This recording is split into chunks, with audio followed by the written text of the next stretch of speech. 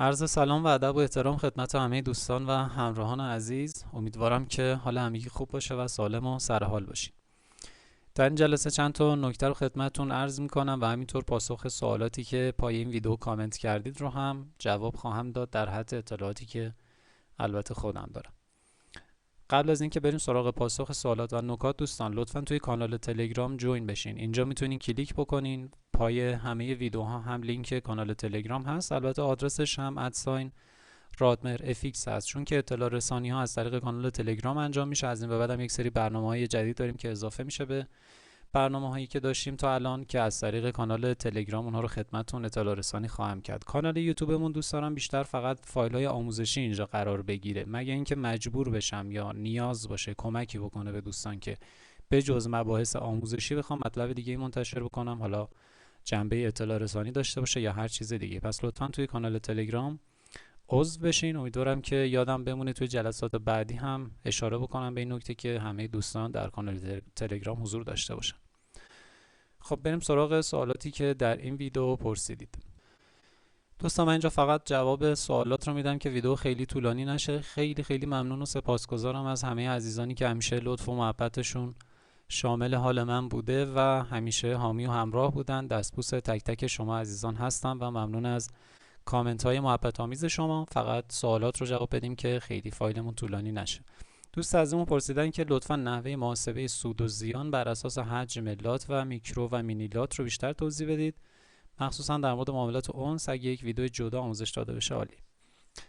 در مورد طلا، خب من روی طلا ترید انجام نمیدم، من روی جفت ارزها ترید انجام میدم. از اولش هم همین جوری بود، الانم روی جفت ارزها فقط کار میکنم. خیلی اطلاعات تخصصی در مورد طلا نمیتونم بهتون بدم، ولی خب همه اینسترومنت هایی که ما معامله میکنیم، طلا باشه، جفت ارزها باشه، نفت باشه، هر چیزی که باشه، همشون به یک صورت در واقع ما روشون ترید انجام میدیم. ولی صرفا یک نکته اینجا خدمت دوستان بگم، سعی بکنید که روی یک چیز تمرکز بکنید، روی یک اینسترومنت. مثلا من اگر روی جفت ارزها دارم کار میکنم، چند تا جفت ارز دلخواه خودم رو انتخاب کردم، روی اونا فقط ترید میکنم، به خاطر اینکه مسلط بشم به حرکات قیمتی اون جفت ارز، حالا دوستا جفت ارزی که زیر نظر دارم. وقتی که شما حالا روی طلا میخواید معامله بکنید، روی جفت ارزش فرقی نمیکنه، هر چیزی که میخواید معامله بکنید سعی بکنید که همیشه روی همون کار بکنید.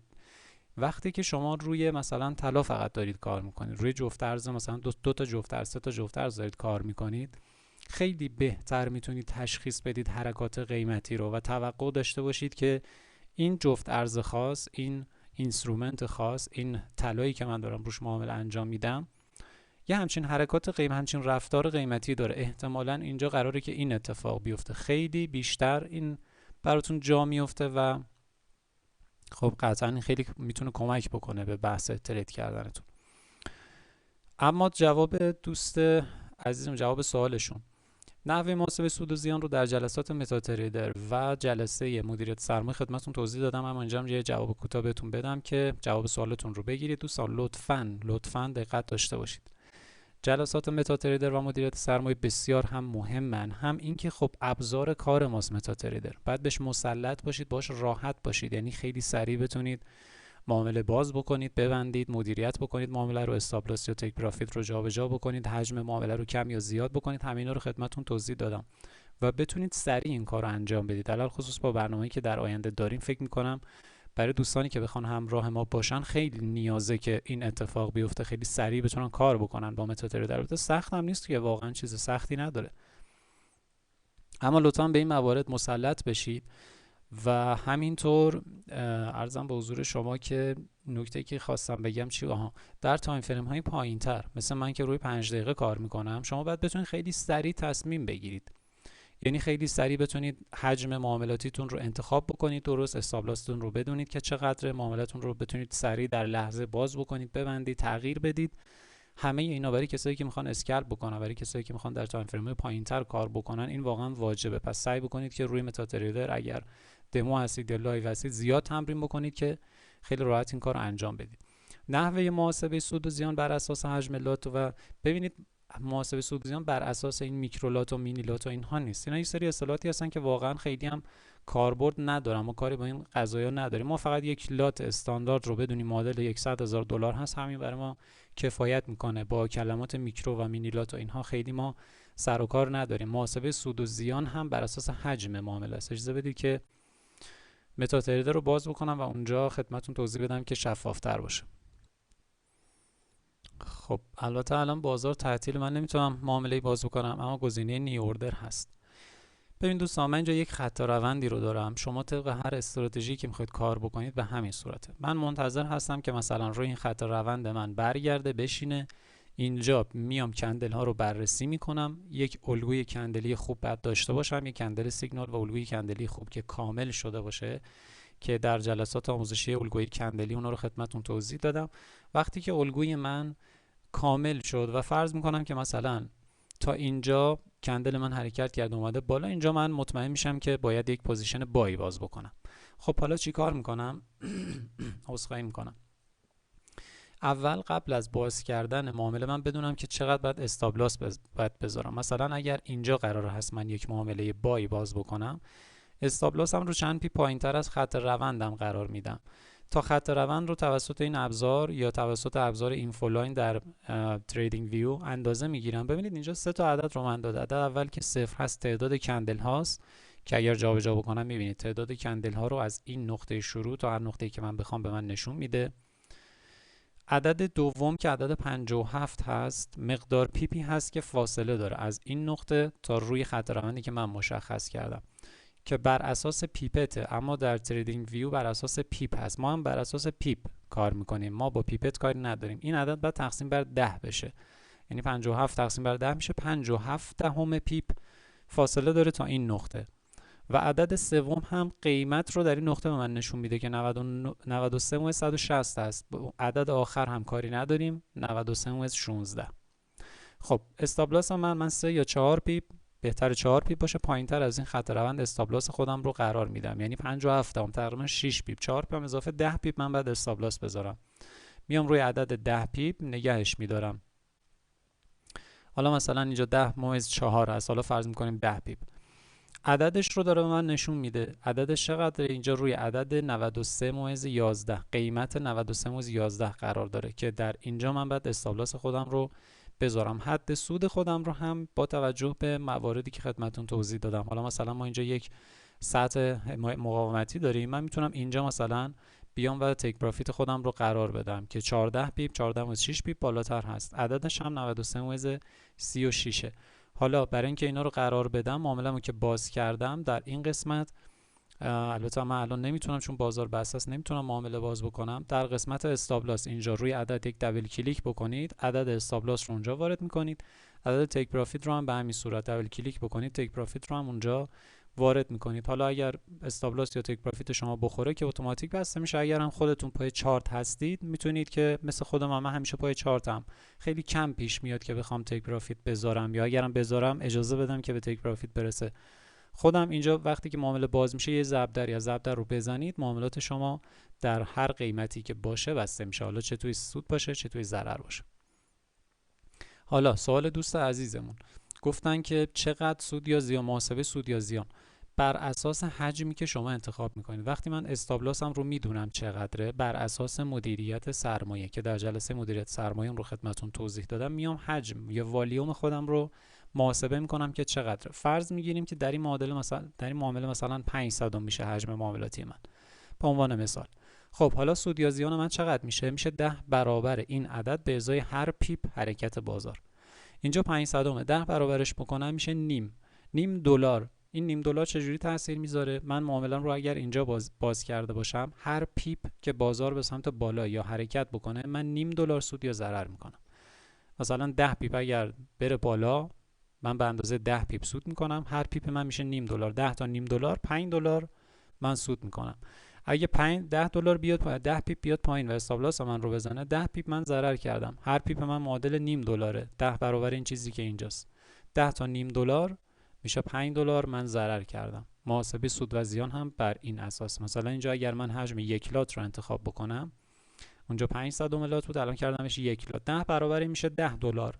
یعنی هر پیپ که بازار جابجا بشه چه به سمت بالا چه به سمت پایین، من 10 دلار سود یا ضرر میکنن. به این شکل هم محاسبه میشه نحوه سود یا زیان. البته دوستان مقدار دقیقش اگر خیلی دقیق بخواید حساب بکنید بر اساس ارزش هر پیپ در هر جفت ارز یا هر چیزی که شما معامله میکنید تقریبا با این عددی که خدمتتون گفتم، یعنی اینجا هر چی که وارد میکنید 10 برابر تقریبا یکیه. اما اگر خیلی دقیق بخواید حساب بکنید اون رو هم در جلسات آینده، این که چجوری ارزش هر پیپ رو محاسبه بکنید، یک جلسه آموزشی در موردش خواهیم داشت. خب این از سوال این دوست عزیزمون. بریم سراغ بقیه سوالات.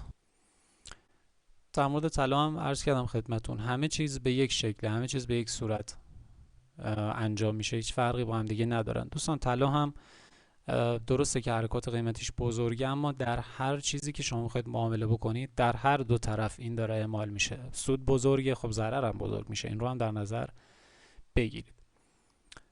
خب سوال بعدی، از این قبیل استراتژی بیشتر معرفی کنید. قطعا در جلسات آینده حتما استراتژی خواهیم داشت. هر استراتژی که من بدونم دوستان براشون مفیده، میتونه براشون سودآور باشه یا تمرین خوبی باشه، قطعا خدمتتون معرفی میکنم. دوست عزیزمون گفتن که با حدود 200 دلار میشه معامله یک لاتی یا بیشتر باز کرد. بله میشه. اگه یک ویدیو مجزا هم تهیه کنید ممنون میشم. ویدیوش هم آماده کردم، 2 تا ویدیوی بسیار بسیار مهم و خوب، یعنی فکر میکنم جز بهترین ویدیویی میشه که در حوزه فارکس تا الان تولید شده. خدمت رو منتشر میکنم پشت سر هم در جلسات آینده که حتما همه دوستان ببینن و استفاده بکنن ازش، در مورد انتخاب حجم، در مورد لورج، در مورد مارجین، کال مارجین، فری مارجین، همه اینها در اون ویدیو به صورت مفصل صحبت کردم که خیلی هم مهمه که دوستان بدونن، این اطلاعات رو داشته باشن. با 200 دلار میشه معامله یک لاتی یا بیشتر باز کرد. هرچند این کار اشتباهه، دلیلش هم در جلسه مدیریت سرمایه خدمت شما گفتم، اما پاسخ سوال شما مثبته، به خاطر اینکه شما اگر حسابی رو باز میکنید که اون حساب لورج حساب شما برای 200 دلار اگر بالای 500 باشه، یعنی لورجتون بالای 1 به 500 باشه، 1 به 1000 باشه، 1 به 2000 باشه، شما میتونید با 200 دلار سرمایه یک معامله یک لاتی بزرگتر هم باز بکنید اگر لورجتون بزرگ انتخاب شده باشه، حداقل بین بالای 500 باشه. حالا جواب سوالتون اینه که میشه، بله شدنیه، اما اینکه ما با 200 دلار چه حجم معاملاتی باز بکنیم این در جلسه مدیریت سرمایه خدمت شما توضیح داده شده. سوال بعدی در مورد لورج و اینام اگر نمیدونید دوستان، البته توی جلسات متا تریدر مختصرا توضیح دادم خدمتون، همون هم فکر میکنم جواب سوال شما رو بدم، اما اون 2 تا جلسه پیش رو کاملا این قضیه رو برای شما باز و شفاف میکنه. خب دوستان سوالاتی که یا هر چیزی که کامنت میکنید انگلیسی ها رو فارسی بنویسم. RSI، حالا اینجا اشتباه نوشته، RSI رو اگر خواستید بنویسید فارسی بنویسید که اینجوری قاطی نشه. سلام استاد، سوال این که آیا در تایم فریم یک روزه نمودار قیمت زیر RSI 50 قرار دارد ولی در تایم فریم یک ساعته قیمت بالای 50، آیا میشه پوزیشن خرید داشته باشیم؟ بله میشه. ببینید دوستان، اول اینکه RSI واقعا اندیکاتور خوبیه، سعی بکنید که روش خوب تمرین بکنید. خیلی اندیکاتور کاربردیه واقعا، من خیلی شخصا دوستش دارم RSI رو. بله شدنیه. ببینید من در جلسه RSI خدمتون گفتم که یک تایم فریم بالاتر رو هم میبینید، مثلا اگر 5 دقیقه ترید میکنید بیاید یک ساعته رو ببینید، چند تا تایم فریم بالاتر. اگر زیر 50 در تایم فریم 5 دقیقه دنبال این باشید که معاملات سل بگیرید و ترجیحاً اینجا هم زیر 50 باشه. اما اگه بالای 50 باشه چی؟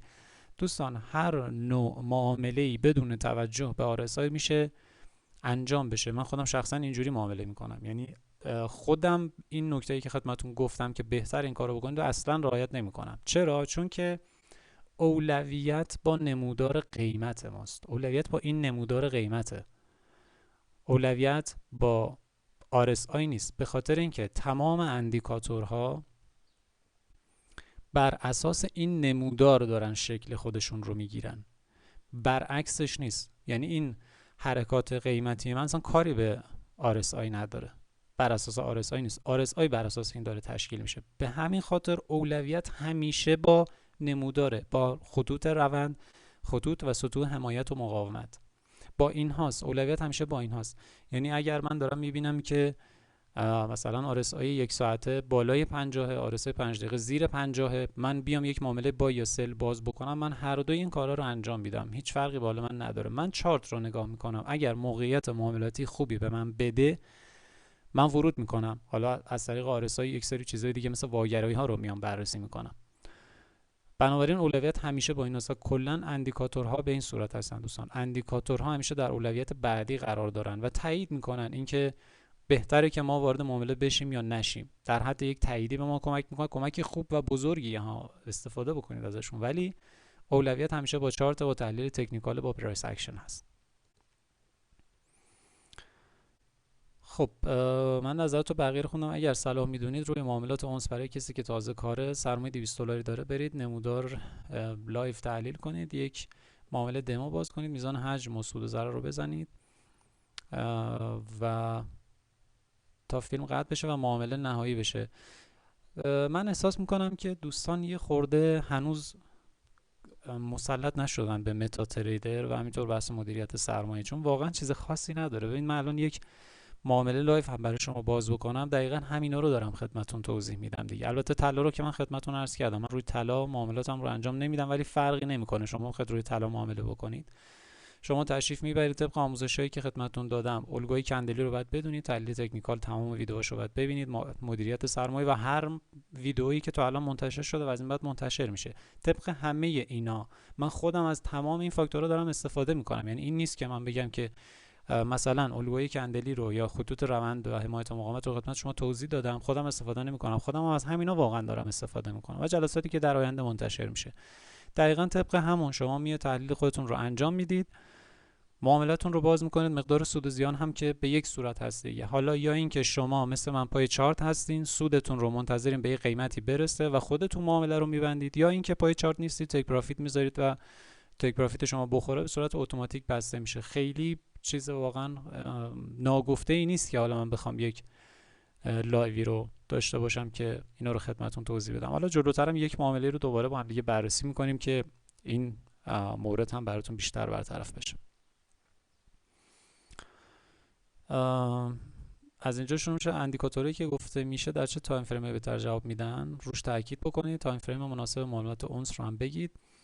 این تایم فریم برای ما تازه کارا خیلی گیج کننده است. ببین بحث تایم فریم ها برای خیلی‌ها که مدت‌هاست دارن کار میکنن هنوز گنگه، ولی قطعاً یکی از جلسات آموزشی آیندهمون در مورد تایم فریم هاست. یکی اینکه چجوری از همه تایم فریم ها استفاده بکنیم و دو اینکه بهترین تایم فریم برای معاملات چه تایم فریمی هست. این رو قطعاً توضیح میدم، این براتون کاملاً رفع میشه این مشکل. اما اینکه در چه تایم فریم بیشتر جواب میدن، ببینید در من خودم روی 5 دقیقه دارم ترید میکنم، روی 5 دقیقه هم استفاده میکنم از اندیکاتورها. این که گفتم در تایم فریم های بالا خطای کمتری دارن و بهتر عمل میکنن، به خاطر اینه که در تایم فریم های بالا نوسانات کمترن. دلیلش فقط همینه. خب یک کندل یک ساعته مثلا با یک کندل یک دقیقه‌ای با یک کندل یک روزه خیلی متفاوته. یک کندل یک روزه مثلا ممکنه که 100 پیپ 200 پیپ حرکت بکنه، یک کندل یک دقیقه ممکنه 2 پیپ فقط حرکت بکنه. در تایم فریم های پایین به خاطر اینکه ما زیاد نوسان داریم، هی نمودار داره بالا پایین میشه، خب اندیکاتورهای ما بر اساس چارت دارن شکل میگیرن دیگه، به همین خاطر خیلی نوسان دارن، اندیکاتورها هم خیلی نوسان دارن، ممکنه که سیگنال‌های اشتباه بیشتر باشه توش. اما در تمام تایم فریم ها قابل استفاده است و من خودم شخصا توی تایم فریم 5 دقیقه دارم ترید میکنم، از اندیکاتورها هم استفاده میکنم و دقت نسبتا بالایی هم دارن. اگه هم جایی سیگنال اشتباه بده، معمولا در محدوده رنج این اتفاق میفته، چون نوسانات خیلی زیاده و بازار بلا تکلیفه، اونجاها سعی میکنم که یه خورده بیشتر مراقب باشم.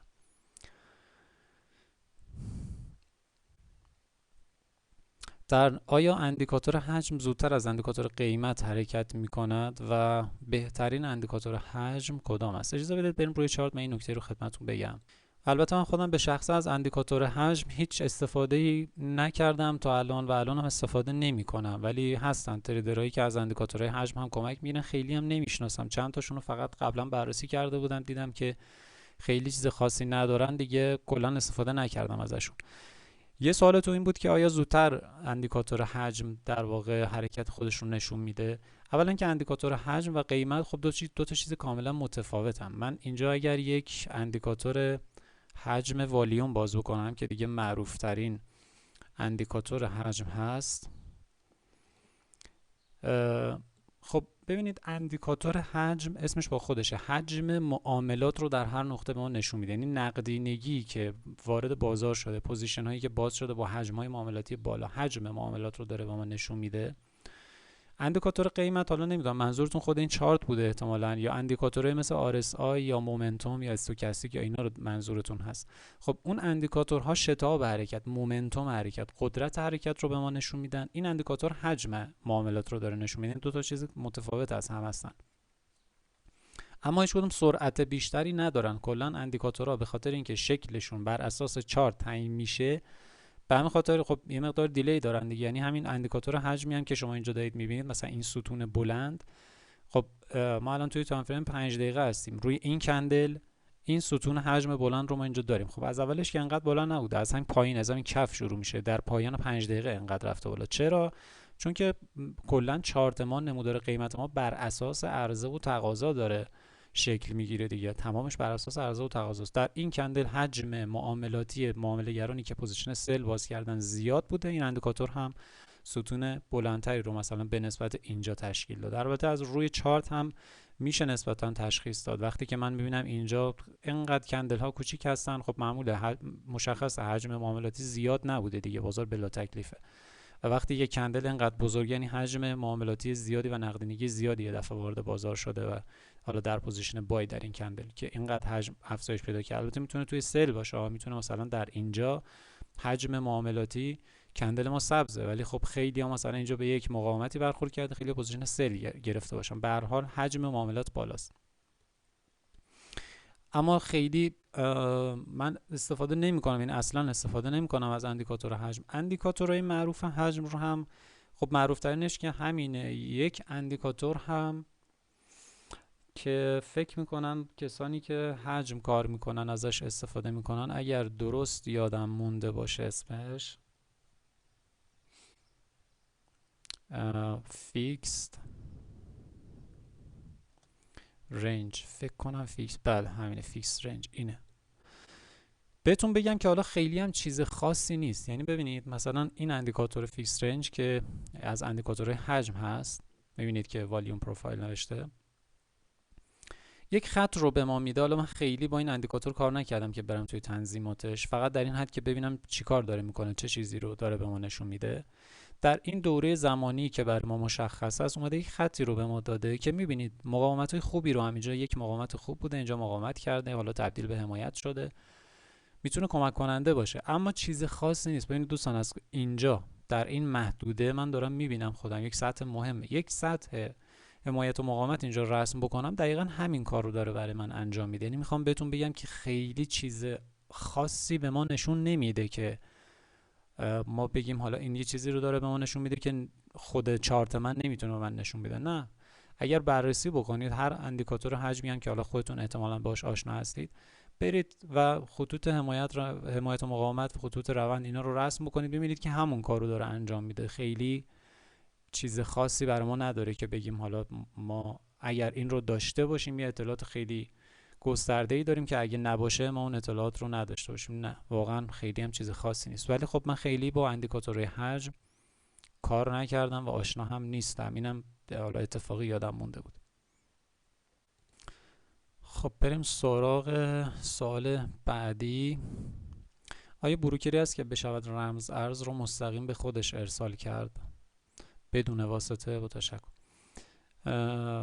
من خیلی دقیق متوجه منظورتون نشدم. ببینید بروکرها، اگر واقعا منظورتون بروکره و صرافی نیست، بروکرها اصلا کلا برای ترید کردن رمز ارز مناسب نیستن، به خاطر اینکه خیلی اسپرداش بالاست، اصلا به صرفه نیست. یه دفعه شما بیاید 100 پیپ مثلا استاپ لاس بخواید بذارید، اصلا برای ترید کردن رمز ارز مناسب نیست بروکر. رمز ارزها رو توی صرافی ها باید برید ترید بکنید. حالا یک کسی هولدر هست اصطلاحاً، یعنی مثلا میخواد یک رمز ارزی رو بخره، مثلا چندین ماه نگه داره و در یک قیمت بالاتری وقتی گرون شد تو کف قیمت خریده، میخواد بالاتر بفروشه، اون بحثش جداست که برای اونم البته بروکر مناسب نیست. ما خیلی ولت‌های معتبری داریم، ولت‌های سخت افزاری که برای نگهداری رمز ارز هستن و از اونها میشه استفاده کرد. اما صرافی‌ها همشون به همین صورت، حالا بدون واسطه اگر منظورتون اینه که از صرافی داخلی خرید نکنید، به هر حال شما تو هر صرافی خارجی که بخواید رمزارز وارد بکنید، یک شماره ولت اختصاصی به شما میده که هر جوری که شما بخواید پول به اونجا واریز میشه، رمزارز به اونجا واریز میشه دیگه. حالا شما توی ولتتون داشته باشید، باید به همون حساب منتقل بکنید. اگر از صرافی داخلی هم بخواید خرید بکنید، دوباره به همون شماره ولت بعد واریزش بکنید و واسطه‌ای نداره. حالا نمیدونم دقیقاً منظورتون از واسطه چی بوده، شاید هم من درست متوجه منظورتون نشدم. خب و اما سوال این دوست عزیزم گفتن که من یک کسری بزرگ در مجموعه ویدیوهای شما تا این لحظه میبینم. در ویدیو استراتژی فقط به شکل و توضیحات استراتژی پرداختید. من فکر میکنم مجموعه ویدیو شما نیاز به یک ویدیو تکمیلی داره که این موارد.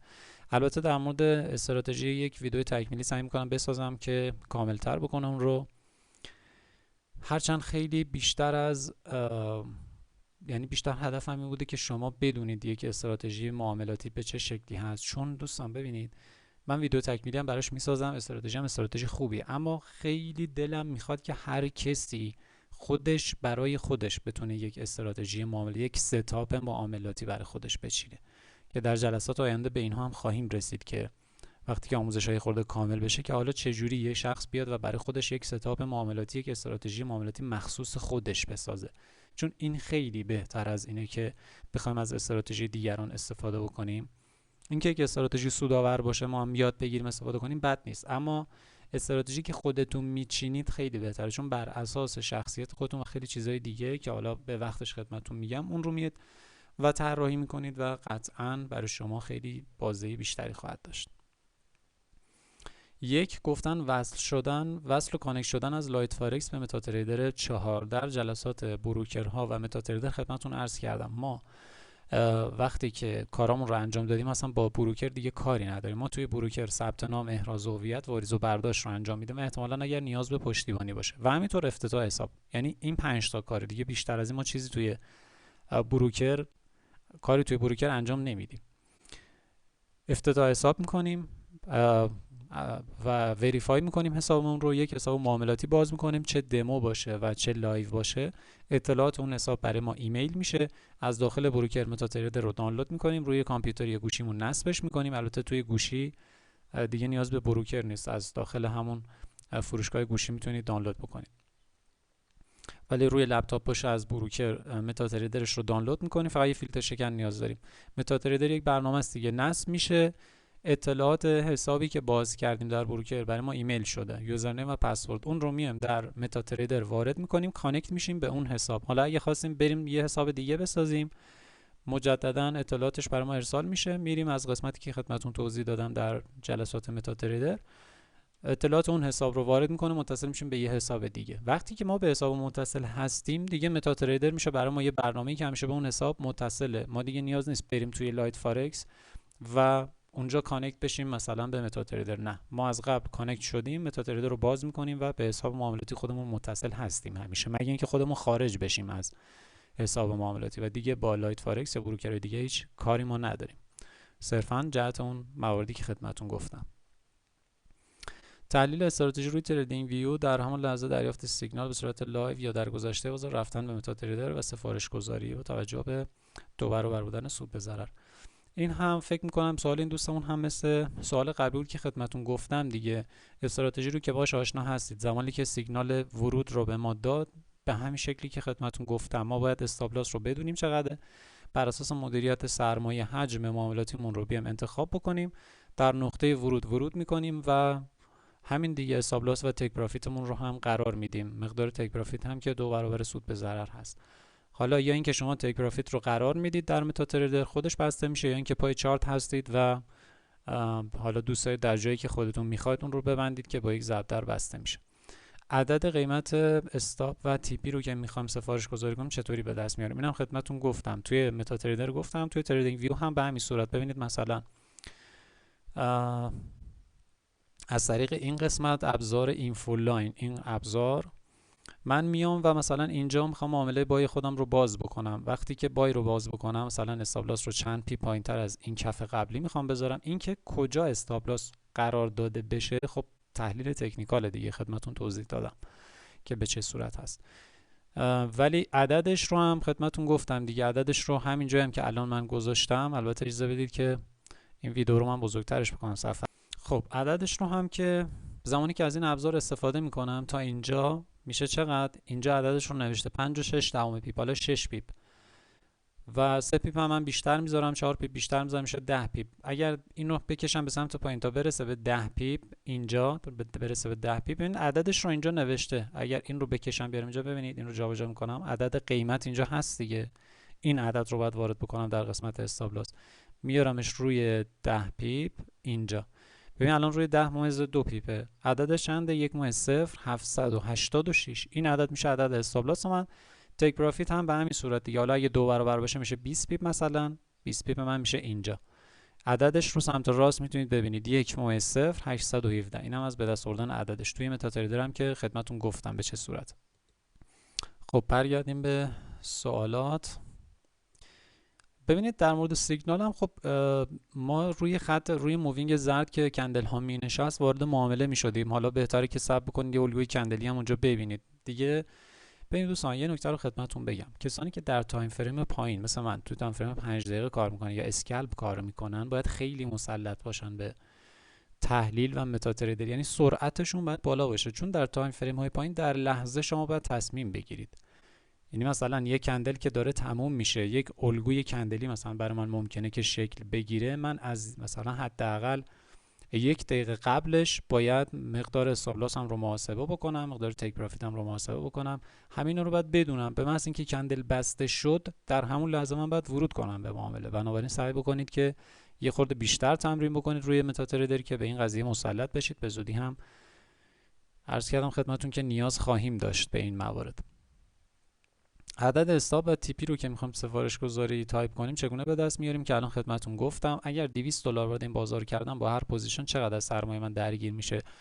ببینید چقدر درگیر شدن بستگی به حجم معامله شما و مارجین و لورج و مارجین شما داره. در اون دو تا جلسه که خدمتتون گفتم کاملا اینا رو توضیح دادم، چون بحثش مفصله. اجازه بدید که در همون جلسه جواب سوالتون رو بگیرید. البته ببینید دوستان، معاملاتی که ما انجام میدیم، این $200 خودش یه موضوع، مقدار سرمایه ما. لورج هم که انتخاب میکنیم یه موضوع دیگه است. یعنی این دوتا با هم کاملا مشخص میکنن که من چقدر از حجم معامله‌ام درگیر میشه، چند تا معامله دیگه میتونم باز بکنم و همه اینها که در اون دو تا جلسه بعدی خدمتون توضیح دادم. با توجه به سوال شماره 4، اگر استاپ من بخوره چقدر از $200 من از دست میره؟ تون از سوالی که دوستمون پرسیدن خدمتون گفتم دیگه. بر اساس حجم معامله 10 برابرش رو شما حساب میکنید. هر پیپ که بازار جابجا بشه شما اونقدر سود یا ضرر میکنید. تیک پروفیت هم به همون صورت. فکر میکنم جوابتون رو قبلا گرفتید. پوزیشن باز شده قابل کنسل کردن هست؟ بله، از همون گزینه ضربدری که خدمتتون گفتم در متاتریدر، معامله شما که باز میشه تمام معاملات باز شما لیست شده. در قسمت پروفیت سمت راست اون پایین یه ضربدر کوچیک هست، قیمت روی هر چی که باشه ضربدر رو بزنید، در همون قیمت معامله شما بلافاصله بسته میشه. اگه کنسل کنیم چیزی از سرمایه‌مون کسب میشه. اگر در ضرر ببندید معامله رو، خب بله ضرر از شما کسب میشه. اگر در سود هم ببندید سود بهتون اضافه میشه. اگر در سود بودیم و اتفاق خاصی افتاد که حس کنیم احتمال برگشت قیمت وجود داره، چطوری با همون مقدار سود خارج بشیم؟ عرض کردم خدمتتون ضربدر رو میزنید، معاملاتون در سود بسته میشه. گفتن که نیاز داریم یک ویدیو جمع‌بندی شدن از کانکت شدن لوید فارکس به متاتریدر، پیدا کردن سیگنال در تریدینگ ویو و توضیح کامل روی متاتریدر سفارش گذاری. البته تا الان هم خدمتتون توضیح دادم اینها رو، ولی اجازه بدید که یه خورده بریم جلوتر. من سعی میکنم که یک ویدیو کامل اگر نیاز باشه، واقعا هم نیاز نیست، چون همه چیزایی که الان این دوست از پرسیدن رو من جوابش رو قبلا دادم. فقط مسئله اینجاست که فکر کنم دوستان خیلی تمرین نداشتن یا جلسات رو خیلی با دقت ندیدن. جلسات رو ببینید دوباره. فارکس نیاز به صبر داره. اینجوری نیست که ما یه دفعه توی یه هفته بخوام علامه 10 بشیم توی فارکس. نه، واقعا نیاز به زمان داره، تمرین داره که آروم آروم دست ما راه بیفته. و همه چیزایی هم که دوستان تو الان پرسیدن من توی جلسات قبلی فکر میکنم همه رو جواب دادم. لطفاً ویدیوها رو ببینید دوباره، ولی سعی میکنم که چشم یک در واقع معامله رو هم از 0 تا 100 اگر شد ضبط بکنم. نیاز به زمان داره واقعا، چون معامله که 0 تا 100 من بخوام ضبط بکنم باید قبل از این که سیگنالی من داشته باشم ویدیو رو ضبط کنم، نگه دارم، باز بکنم، همه اینها خب یه مقدار زمان نیاز داره. اگر فرصت شد چشم این کار رو هم انجام میدم که دوستان ازش استفاده بکنن. خب سوالات هم تمام شد. خیلی ممنونم از حضور و همراهیتون و سوالاتی که پرسیدید. اگر نیاز ببینم که فکر نمی کنم البته دیگه نیاز باشه، باز هم جلسات پرسش و پاسخ خواهیم داشت. فقط دو تا نکته رو دوباره روش تاکید بیشتری بکنم. یک، توی کانال تلگرام حتما عضو بشین و مورد دوم هم سعی بکنین که مسلط بشین به ابزار کاری که داریم. متا تریدر هست، تریدینگ ویو هست، همه چیزایی که سر و کار داریم که به زودی هم سعی بکنید که اگر مسلط بشید و در ادامه مباحثی که داریم و برنامه‌ای که داریم همراه من بودید، بتونید به درستی از اون موارد استفاده بکنید و انشالله سودای خوبی هم به دست بیارید. سپاس از همراهی شما. تا جلسه آینده، خدا نگهدارتون.